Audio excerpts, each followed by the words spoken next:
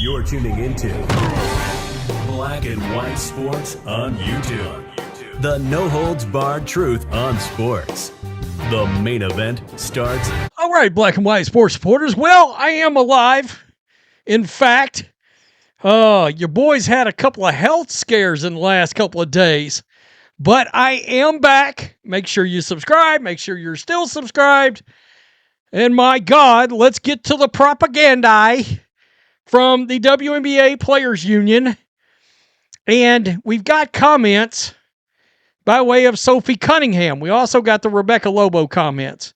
But let's start here. Let's start with this low-rent BS from the Players Union. And I got to tell you, I keep talking about the way these players look, the way they're acting. They're making this league feel like it's almost like a minor league system of another professional league like AA baseball.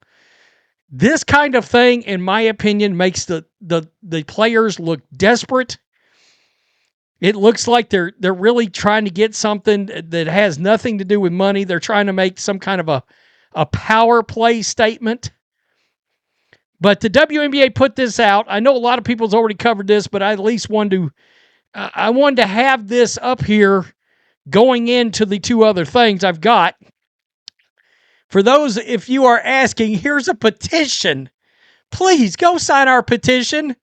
As if Adam Silver in the NBA and the WNBA and Kathy Engelberg is going to listen to a very small minority of fans. And that's what it is. They're asking the old WNBA fandom to step up here. After months of stalling in negotiations, the WNBA team owners continue to ignore player demands and jeopardize the future of women's professional basketball. Here's the problem. Smart fans that have been paying attention know that's a lie. I mean, that's a lie. We've seen the money on the table from the owners. Now they put their money where their mouth is, and we don't want to hear it. But yet you put out ridiculous shit like this. Mick Talks Hoops shared this on his Twitter. This is nuts. This statement is insane from the WNBPA, claiming that people are tuning into this league for Alyssa Thomas, one of the most unlikable athletes I've ever covered, talked about, mused on, anything. There's nobody tuning in for Alyssa Thomas. Yeah, if 2 million fans were going to watch, 150,000 might tune in for Alyssa Thomas. She's no bargaining chip. In fact, she's one of the league wreckers out there. And I'm talking about wreck the league. We saw how Alyssa Thomas has treated Indiana Fever fans, Caitlin Clark fans, and Caitlin Clark. None of this is happening without Caitlin Clark. None of it. You're not getting offered 9 times the amount of money by the end of a new CBA proposal if it wasn't for Caitlin Clark in that media rights deal. That's not happening. So, once again, what did I just say about this? Well, that's a lie.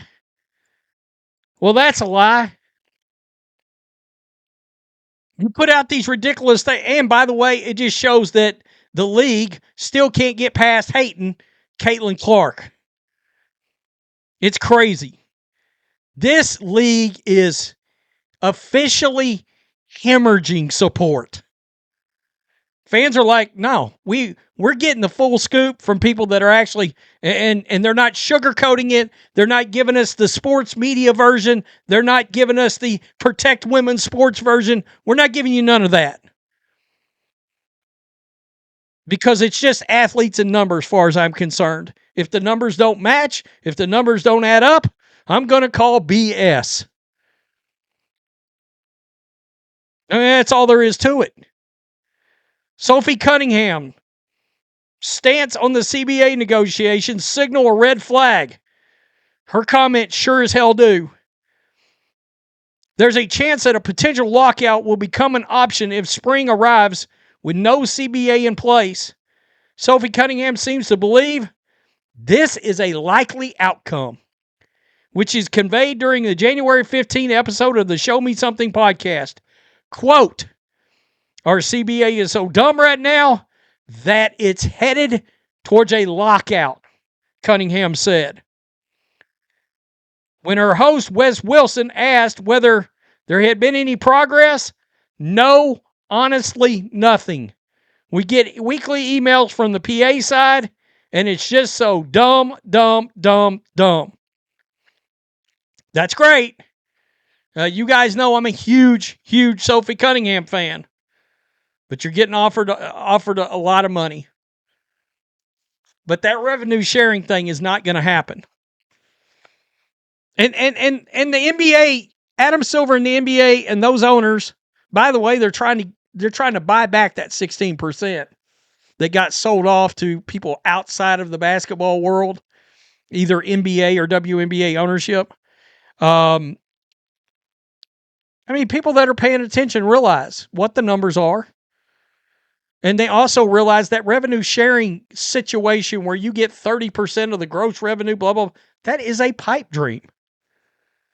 It's a pipe dream. It's not going to happen. It's not realistic. So Rebecca Lobo comes out, says the following. After noting that a CBA deal is currently on the table for players, quote, "It looks like a pretty amazing deal. It seems like the sides are further apart than they should be. For me, for this point in time, I'm hopeful they'll come together." She later added, "Some of the rhetoric I've heard from their side has been a little troublesome." She's talking about the players. When a deal is presented that's over $1 million max salary and revenue share, it's a slap in the face. Like, just use different words. I'm worried the players might be getting to the point where they're losing support from the public.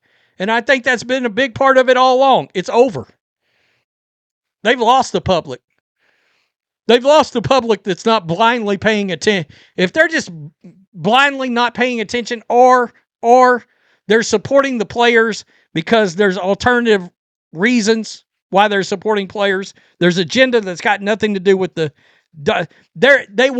okay with the league just carrying them whether they lose money or not. And there is a group of fans out there, the old WNBA fandom, that believe the league ought to just be propped up forever. Failing or not, making money or not, should be just propped up forever. Why? Oh my God, because you got a lot of brave, stunning, and courageous lesbians playing basketball. And I'm not going to lie. You heard that come out of my mouth, and I meant it, and that is what it is. Like, you got people running their mouth out there about billionaires can afford cars, so they ought to just prop our league up. Boy, you're running your mouth a lot about other people's money. That's not yours. But you're just fine with somebody giving it to you. It does not work out. The math does not work out. Wow. Headed towards a lockout. Sophie just come out and said we're headed towards a lockout at this.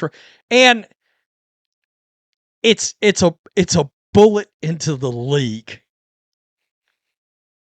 And look, this league's only got a certain, and I guess this is what I think the players do know this, and I think they're being spiteful and they're angry about this. They know, really and truly, there's about 12 likable players in the whole damn league. I said it out loud. About 12 or 15 players that don't rub everybody the wrong damn way and doesn't make you nauseated when you want to go to consume their basketball.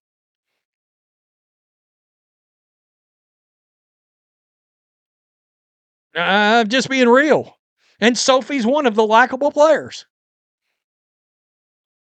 They'd have a lot more fans if players conducted themselves in the manner that she does. Professional and blah, blah, blah. And there's players that do, and they're likable. But there's so few players where it feels like it's about basketball. That's a problem in a professional basketball league. Tell me what you think. Peace. I'm out. Till next time. Thanks for watching the show. Be sure to like, comment, and subscribe. Be sure to tune in next time on Black and White Sports.